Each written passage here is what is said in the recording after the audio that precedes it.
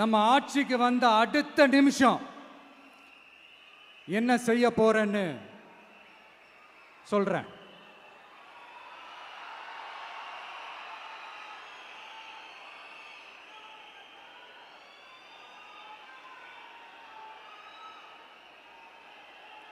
Number 1,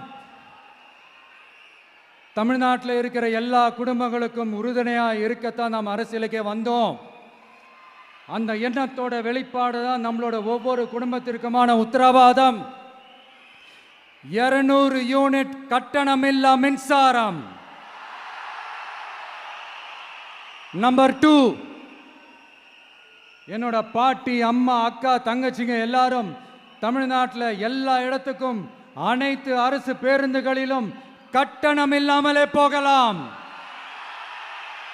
number 3, சட்டம் ஒழுங்க சரியா ரொம்ப ஸ்ட்ரிக்டா நிலைநாட்டியே தீருவோம்.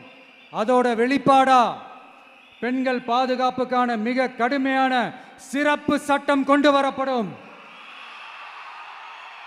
அது மட்டும் இல்ல, நம்ம இளைஞர்களோட பாதுகாப்புக்காக போதைப் பொருள் தடுப்பு மற்றும் ஒழிப்புக்கான சிறப்பு சட்டம் கொண்டு வரப்படும். And I will visit one district headquarters, that is the collector's office of Tamil Nadu, to meet the public of that particular district and receive their petitions. இதை நான் ரெகுலரா பண்ணுவேன்.